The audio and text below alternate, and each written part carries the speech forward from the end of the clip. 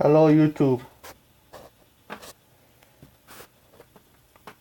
Yeah, I'm in a saw mask. Be it. Oh, so what, bitch? So yeah, um, I wanted to talk about the video game that I've known for a while now. The game is called Gran Turismo 6. Now I haven't played it in a long time, and I don't know where the game is. I know it's somewhere in I have like a chest full of games. I know it's in there somewhere, but I don't want to go. I don't want to go and find it because it's gonna be a lot of time. So I had this pamphlet. It just came with the game when I first got it. It gives you like a bunch of liveries. I don't know if that's how you say it, like paint jobs for your cars. Gives you like this blue paint jobs for whatever reason, I guess. So and I wrote the date when it came out when I got the game too, which is Friday, December 6th, 2013, which was uh I believe that was the day it came out. I'm playing with the mask here as if it's my own hair. Um, yeah, so I got it pretty close to when the game came out, but I wanted to talk about some of the reasons why I don't like I like and dislike Gran Turismo 6. So I've had it for at least it would be like 3 years now, 3.5 years. I remember being very excited for it, seeing the E3 trailers and the screenshots and whatnot. Uh, it looked very promising. I played Gran Turismo 5 before. Got a friend gave it to me. Someone on his neighborhood before he left. That was a very fun game. That was the first time I ever actually played Gran Turismo 5, and I really loved it. I liked how real the cars feel when you're driving it. I like the customizations, things like that. When Gran Turismo 6 came out, I thought they were gonna upgrade a lot of aspects to the game itself. Some things that could be upgraded would be the car damage models, the AI. The AI aren't that great when they race. You can easily outlap them. Oh shit, his mask's starting to feel weird. Yeah, but when it came to Gran Turismo 6, they didn't really focus on a lot of the aspects of the game. Some of these things include I don't know why, but they decided to focus on the constellations on the map. Uh, that doesn't really make that doesn't make much sense to me as someone who plays car games. They don't it doesn't add to the gameplay. Uh, you can drive in the night, and for some reason they decided to calculate the stars on the map. That always like made me confused because that's not something you should be focusing on, in my opinion. That's not really an important feature. It's a lot of time wasted when you could be focusing on important things about the game and itself, the gameplay. So that kind of peeved me a bit. Uh, that's one thing.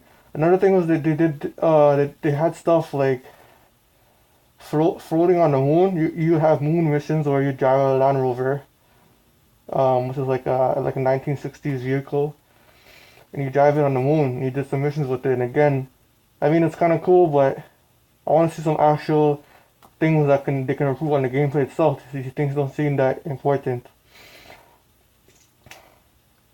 And I don't know why, but playing the missions themselves seem kind of boring. Like before, they actually made it look kind of cool. You could have like they had like a fun picture telling you what you're about to do, the knowledge championship or something. But it just seems kind of plain and not a lot of love was put into showcasing. It's not as fun as it used to be. The music, the livelihood of the whole game itself just seems kind of sapped in favor of like it looking serious. So I mean, it's still kind of fun. At the end of the day, you got a lot of vehicles, a lot of different types of vehicles. Some of them are battery run, some of them are engine run. You have like tests involving you hitting pine cones, not pine cones, those driving pines. What do you call them? The orange things. I don't know. Pile cones, yeah, those things. Um, so things like that are kind of cool, but it's not really worth $60 to be honest. I got the game when it first came out, and this is one of the games where I realized I shouldn't pre-order these games anymore because it doesn't add much to the game. You should really wait the review before you get it. You know, I was really hyped because I love Gran Turismo. I played 5, and I went and got 3, and I had the PS3 version. I played all of them. I enjoyed them a lot, and I really like playing Gran Turismo. I haven't played it that much recently, other than 3. I played that a while ago, but other than that, I haven't been playing Gran Turismo that much. I don't have a PS4, so I can't play Gran Turismo Sports. I think that's what it's called. I understand that it's in beta. It's coming out soon, finally, after 4 years. That was when Gran Turismo 6 came out. So it'd be 4 years since another Gran Turismo came out. So I understand that. I haven't played it. I don't think I ever will. Unless I get a PS4, which I doubt I will. But yeah, it's been a long time since I've been playing the series, but I do like it a lot. Another thing that I know this review is kind of long. I wanted to say one more thing, but another thing that I noticed is that they promised a lot of stuff to happen in the game, and they kind of included it, but it took at least 1 or 2 years before it finally came out. These things included like so one thing they were gonna add was the ability to drive your car. You could like plan your routes. Like say you're gonna work, you can like you could put a USB in your car and it records where you're going, right? So you go from planet Route A to Route B, and then using the data, I guess it would try to configure the fastest way to get to your location somehow. I don't really know how what the deal with that was or how it was going to happen, but essentially, um, they didn't include until a couple years later. So some of the features they didn't include until that they promised would be in the game, but it did come out, but it took a while to come out, which is kind of complexing because I mean, as a person's buying the game, you would think that's gonna be there. You expect it to be there from day one, not a couple months later. That's kind of retarded.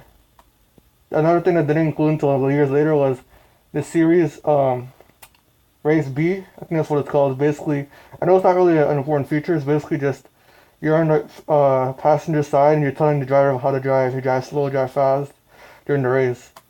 So you're kind of like a coach. So I mean, I don't know. I thought that thing itself is okay. Not really a big thing. I kind of like it because like you can like I don't know. I thought it was kind of cool thing to have in the game. I'm not saying I wish it was there day one, but I'm just saying that some things they didn't include from the beginning, and I think that's kind of silly that you advertise it and it's not there yet.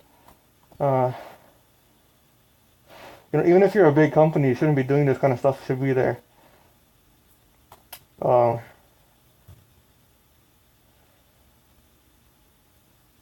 but yeah, well, I'm talking about all the negative stuff. Overall, the game was very fun.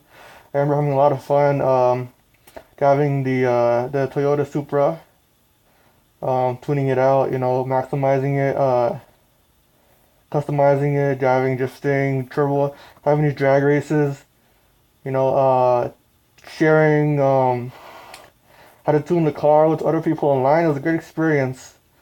Well, it wasn't. I didn't play online that often because a lot of times the people there are kind of condescending towards like other people. I had like a really kiddie online name, so at the time, because I used it since I was a kid, so they would automatically boot you because you had that name on. So I didn't have the greatest experience, but overall I still enjoyed it. Uh, yeah, like a lot of the cars, I just had fun with the Mustangs. They all feel differently. And that's what I think is unique about the game itself. The maps, so much fun, so much fun. Drag racing, everything. It was just great. I loved it. Well, I think reminiscing about it now makes me want to play it again, but unfortunately my controller doesn't work for the PS3, so there'd be no way for me to play it unless I got another one, which I wouldn't. But You know, it's just memories now. Still a good game, but I just had to get it off my mind because I thought about it and I felt like talking about it.